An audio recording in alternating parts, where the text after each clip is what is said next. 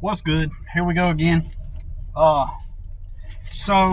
I want to talk about a couple of topics while I'm on my way back to the house. About just a couple of topics because somebody wrote a post about what's the biggest turnoff when it comes to women on this Facebook page. And I had to chime in and kind of semi-troll the people on there. And you might even say that is one of my negative things about me is that, it's not really good energy, to be putting out. Like, even if I am pointing out the mainstream's just total ineptness and just conformists and stuff, and I'm pointing it out to them, that means now I'm engaged in that energy. I'm letting myself get caught up in it, but I'm also a realist and an honest person, and I'm just letting you know that that's one thing that I do. I live in a world that does not accept me. We highlight stupid things in the society. We glorify it. We pedestalize it. We label it. And everybody will defend smoking. And that Facebook post, that screenshots I posted, it's like everybody will defend smoking. And like, if you didn't smoke, then you must have been fun at parties. That's one of the phrases they always use, that same one. And it assumes that if you smoked and you partied like everybody else, then you were fun, and in reality, that is 100% untrue. The people that party are the least fun, literally, because they are reliant on the substances to feel something. They themselves are so dull and boring that they need the external substances in order to begin to be able to even have fun. So they're dependent on that. So they're boring pieces of crap. And so anyways, I've just by me saying that's repulsed, or what's the word? It's turned a bunch of people off from listening to my videos, since I'm not speaking mainstream terms. I'm not speaking go along with the crowd. I'm just, it's just facts. And since they don't know any other reality outside of their operant conditioning, their programming, they don't know what it's like to be able to just be content and to be able to just have fun. Actually have fun. Society has defined for them what fun is. And so when they go do that, they feel good. And so now that's the definition of fun in their minds, right? Because, social programming and everything. And so, I'll tell you something. We were talking about,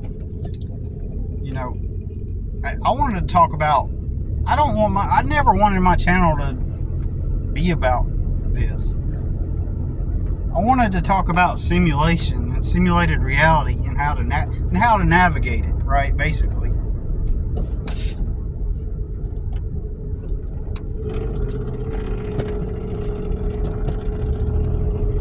Cops are out tonight, man. But yeah, I wanted to talk about this reality and how to navigate it. But the funny part is all these topics are relevant to that very thing. I guess I had this idealistic fantasy that I would geek out about the simulation and we'd learn how to manifest things. We learn how to manipulate and bend reality, and it kind of, I kind of like projected this fantasy onto it, you know, like of what it would be like, you know, to have a channel where I'm constantly talking about reality, and but then you're faced with reality, right? You're faced with the realness of it, and it isn't all that glamorous. It isn't neon glow with retro 80s cyberpunk style magical fun, you know. That's not the experience. But on the good side, just recently I was just thinking about this, like just build it, you know what I mean? Like, build that reality to the best of your ability, right? Build that reality to the best of your ability. You know, as I've said in the past, I've kind of given up on trying to explore reality in a certain sense. It's like, what I mean by that is, like, I get bored and tired of, because like you're seeking it and you don't really find anything real about it. Like, you don't, like, I can always, as wild as my stories are, I can debunk my own spiritual stories that seem supernatural, right? I mean, and so at the end of the day, life goes back to normal 3D, you know, over and over and over again. So it's led me to the conclusion that, you know, until you are able to manifest things out of thin air, or until you are able to teleport or float, and, you know, use magical powers to access the realm and the domain that you idealistically would live in, you know, until you have telepathy, until you have telekinesis, until you have all those fun things, you know, you are operating in this physical third dimension, and just treat it like that, and just say screw it. And, you know, if somebody comes up with a cool reality theory or idea of what reality is and how it works, then you read it and you talk about how cool that sounds, and you experience a synchronicity, and you go, whoa, that's pretty wild, but leave it at that, and don't even worry about it. Like, that's a cool synchronicity, whoa. And then get on here and tell Rudy and Kirk that you've seen a synchronicity, and everybody else, and say, yep, saw that was cool. Anyways, back to it, and just build the reality that you want, working with the 3D tools that you have. And as I always say, when good luck comes along, ride that wave of good luck when it comes along. And likewise, you know, when equal opposite, when bad luck comes along, deal with it, get through it, just get through it, you know, like, wait. Sometimes it's a waiting period. You know, there's been tons of times, because we're always taught that at any moment we can always be doing something to advance and to get ahead, like in life in general. And then there are times where it is just waiting. And that's facts. Like, a lot of my legal battles that I've won over the years, these battles that I keep winning, while it has left me impoverished, I still win them, as I keep saying.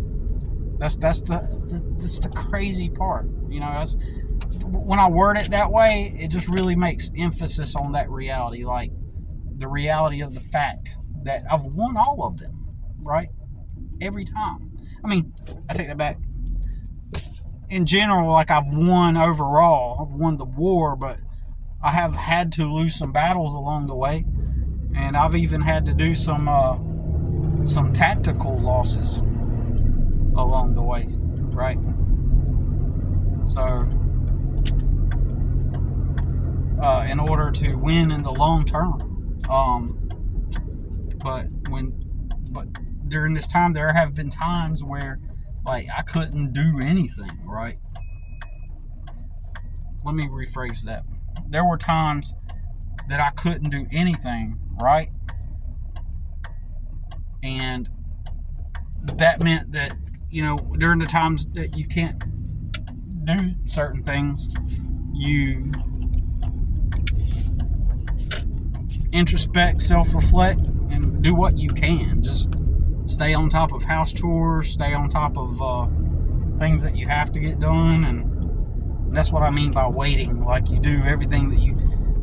Like when we had to stay at the Salvation Army for a couple of years. There's a cop. Oh, they're parked here tonight. Man, they're like all... I noticed. See, this is... Since I'm on a roll again, they had to put a bunch of... Not Nelk had to put a lot of... Or Dark Reality had to put a lot of cops out. Just a lot of them tonight. And just the other week, the station is right around the corner here, a couple blocks away from where I'm at, and I was going the back way to take my mother to get some prescription medicine, and as we're going around the back way where you could see the back lot of the police department, I mean, it was massive, the amount of cop cars that were in the parking lot. I was like, holy crap. I know this is a growing city, but whoa. Look at all of these cop cars. Anyways, just seeing that unmarked car, it was an obvious cop, except it was unmarked, but you could tell it was a cop just parked there on the corner over there that I just passed by, and it just kind of threw my thought processes off, right? So, but that's all right. Anyways,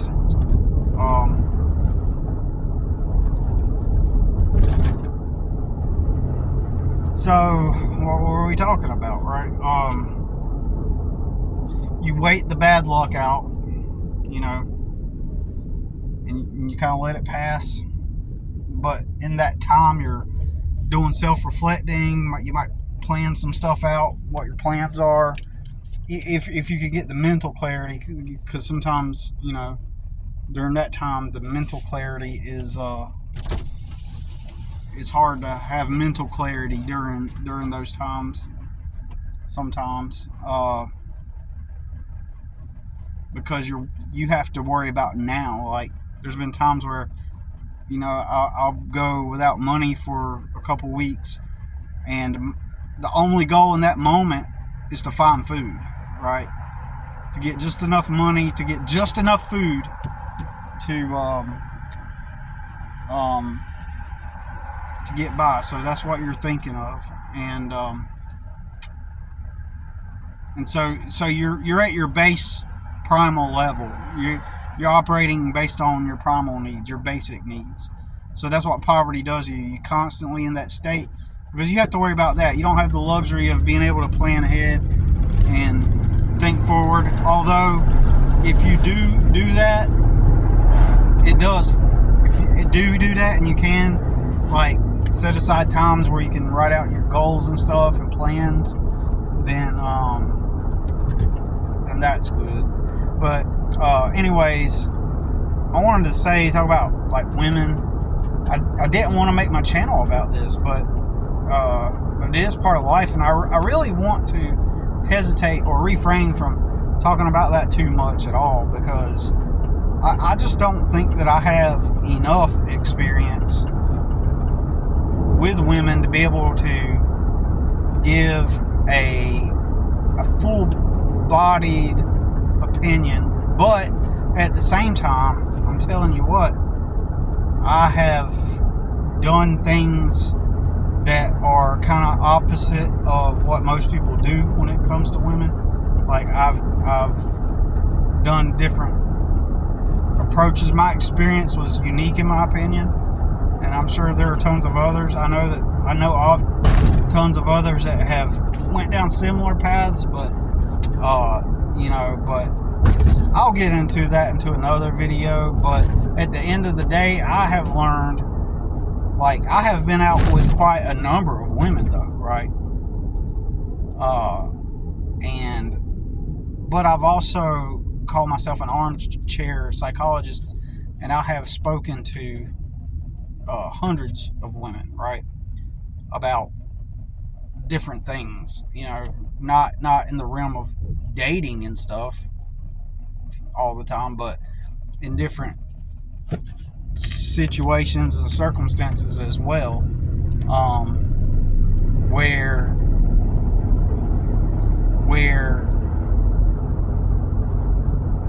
in the realm of the dating stuff, like, I even hate the word dating.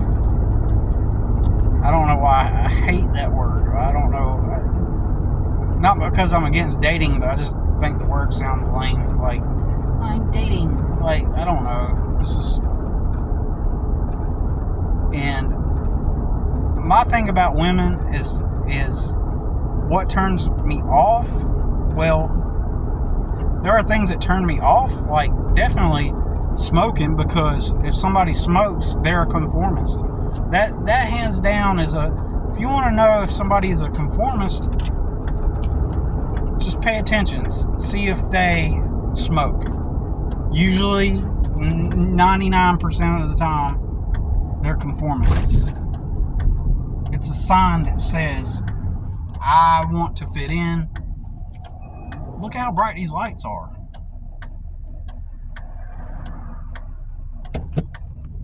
Shit. It's a definitely a mark. I couldn't even make a left turn, and there's no cars coming. I just wanted to make double sure, right? So anyways, smoking is a sign of conformity, basically. It's telling you, that's sending you the message they want to fit in, they need to fit in, and while at the moment they may be not smoking to fit in at the moment, but what got them to start smoking in the first place?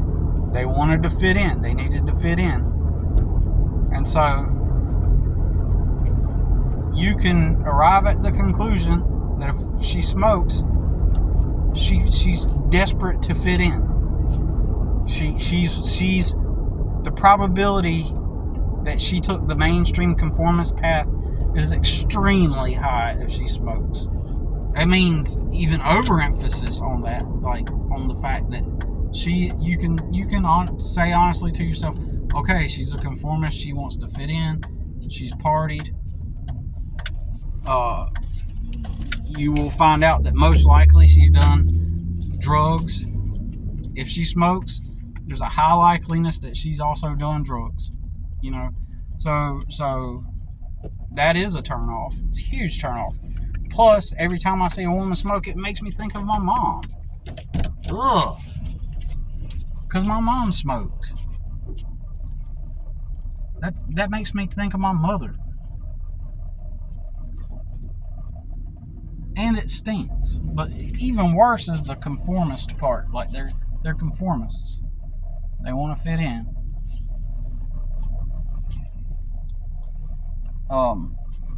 They need to fit in. It's a weakness. It comes across as weak. So that's why smoking is, I perceive it that way. So that is one thing that turns me off about, when it comes to women. And anything that a woman does that indicates that her values lie in impressing the crowd and following the crowd, which, guess what? That's virtually all women. All of them, right? For the most part. Save for a few religious girls who, in my opinion, are going to probably be the best girls to get with because they are dedicated to something. It shows that they value something that has a moral quality to it. And even if they're wrong, or even if they're what they believe isn't true, I've noticed that a lot of the legitimate, the real ones, a lot of the legitimate, real religious girls that I have met, the legitimate ones have always been legit, and they are like a small percentage, and so at least that you can say that they try. And so while I value that myself, I do value that, like, as far as, like, in other words,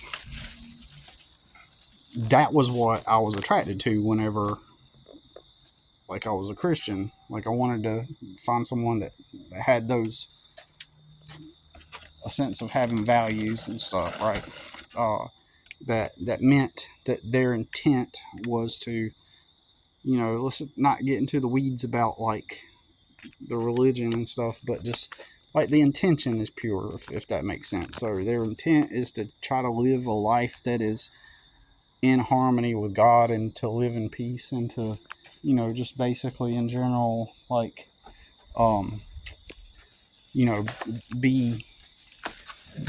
be a halfway decent human, and be peaceful, and yes, they do exist. But you also, the only issue is that you have to be usually within the same belief system as them. However, I will say this, that women are also irrational, and it is possible to find somebody like that and you not share the same beliefs. But some of them are so strong in their beliefs that they won't get with you if you don't share the same beliefs. So how do I feel about women, though? Like, I just don't care. Like, I know that a lot of women, especially these days, go hook up and go around and have their fun because it's what they've been taught that they're supposed to do.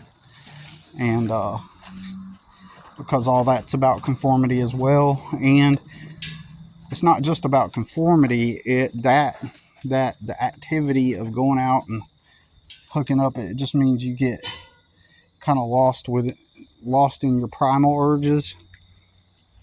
And so as a result, you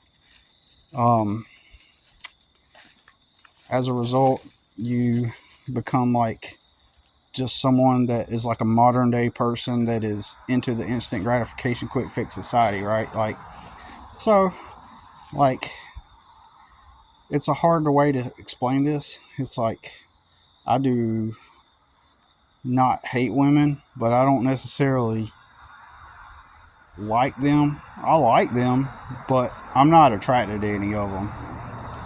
Now, do I find them attractive? Yes. If I see a pretty girl in the grocery store today, and I found her attractive, and when it's your physiology, it's your physiological makeup as a person, as a man, that if you see an attractive girl that has a certain look that you are drawn to, it is just natural for you to have some kind of visceral gut kind of feeling. I'm not even talking about like a sexual one. I'm just talking about like a not butterflies either, but it's just an attraction. That simply is, at the biological level, the central nervous system level. That's just what it is. It's just, I found her attractive, and I didn't look at her though. I mean, I glanced at her and I saw her for just enough time to be able to say she was attractive. In the past, I would have talked to her, but like, I really am not in a place where I can introduce myself and meet somebody. And on that note, like, I know Rudy like believes in like not approaching because of the whole thing about like 1950s, I guess, like go talk to her, approach her and stuff like that, and just introduce yourself, ask her to the dance, So, I agree that you shouldn't be going around like desperately trying to approach girls. However, at the same time, I do believe in approaching. So, and I will tell you the reason. And for one, the majority of guys don't do that. The majority of guys don't do that. The majority of guys cannot see an attractive girl in the grocery store, especially if she's like above average in looks. They literally can't go up to her and talk to her. Most guys can't walk up to a girl and introduce themselves and say, "Hey, I just wanted to meet you," or whatever. They can't do it. So men are not going around doing that because most men are afraid to. I've had personal experiences with that. I took this dude to the mall, the same dipshit that that that I always talk about, who all these women throw themselves at because he has the bad boy look, the skinny, lanky, pathetic, imbecile moron, um, who has women hitting him up in the inbox, married women, all because he has some tattoos and he has a certain image of a bad boy when he really literally is like one of the most weakest, pathetic people you've ever met because he's weak. He's not a bad boy at all. But the looks alone get these women to want to hook up with him because they think that he's a bad boy. And to put it into perspective, like I've talked about before, once upon a time, he worked at a restaurant. And if you've worked in restaurants, like places like Texas Roadhouse, like, things like that, if you work in one of those environments in a kitchen, it is one of the most rattiest shitholes that you will ever work in, right? And it's where a lot of people who are dysfunctional and rough around the edges as a result. They're rough around the edges and they're dysfunctional. This is where all you druggy guys will go. They'll get like a job as a cook, but they're like potheads and weed addicts, or same thing, right? And druggies, and when they're not working, they're stoned or high or or like the I don't even want to call them bad boys, but the bad boy type, the ones that get into trouble or were in trouble at some point, or they're just constantly on edge because they are edgy, and women are attracted to the what appears to be like strong and tough and masculine, and these guys will be like, wanting to fight at times. Like, I don't know how to explain it. The certain type, and this is the type that the women are mostly attracted to, right? And they're weak, but this dude I'm talking about, he wasn't even one of those guys. Okay, so he's in the kitchen working with this girl at a Texas Roadhouse, and she's objectively the prettiest girl working there, right? I went up there. I mean, of course, I only went up there one time, right? So, and he showed me pictures of all the girls that worked up there, right? And this girl ends up liking him. Why? Because he has this stone hard face, like rough face. He's got tattoos, and he's like cold acting, and he's avoidant. And this comes across as being a bad boy because he must be tough. In reality, he was anxious as hell. He was just anxious. He was scared. He was trembling. He was worried about what people were thinking. He was telling me all this stuff. Well, this girl stupidly took it as, oh, he's a bad boy and mysterious. So moronic on her part, too. So stupid. Anyways, I took this dude to the mall, and I went up to about 10 really hot girls, right? Or pretty girls, but a few of them were really hot. And this was in a upper middle class mall in Charlotte called I can't remember the name of it, but it is like the upper middle class mall where everything's all fancy and all the chicks are gorgeous and I'm walking up and I'm having conversations with these girls and basically I was telling them like, I'm gonna get out and I'm gonna meet up with some girls and stuff, try to see who I can go on a date with or link up with and hang out, right?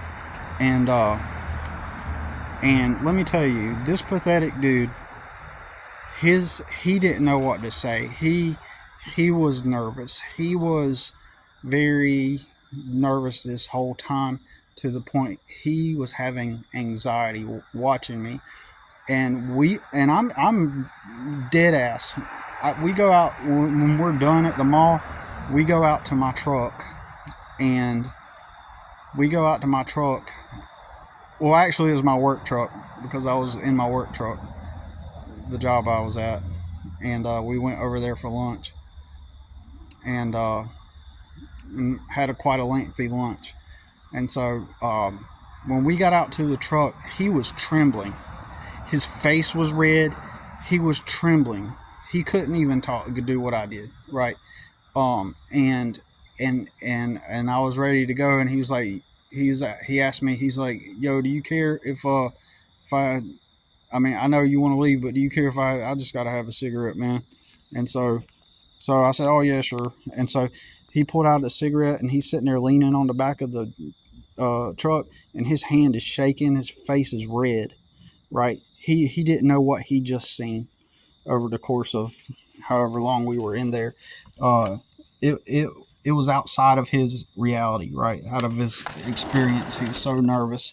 And this is the same guy that all these women, they think that he's this bad boy, and they want to literally leave their husbands to sleep with him, which is pathetic on their part and moronic, And so, anyways, so that is a testament to. And I've watched this. Look, I'm a people watcher. I'm a people observer, more than most people, right? And I've been watching for years. And when I was a kid, growing up, I was forced to have to watch people just to protect myself from the bad environments I was in. Just knowing from what I've seen so many women be attracted to people like him, and even want to just to get with him, just to smash, right? Just to have a physical relationship with him, because they've convinced themselves in their head he's the bad boy, and they're going to have this wild, erotic, not even erotic, but they want to have this experience where they feel like a bagger, or where they can feel like an SLUT and get wild with like the bad boy, right? And that's their fantasy. I've seen that so much that it's like, I am aware when I go, even if it's like the most wholesome looking girl, that they've experienced that, right? And a lot of them, I would even argue the majority of them, have been attracted to some guy like that.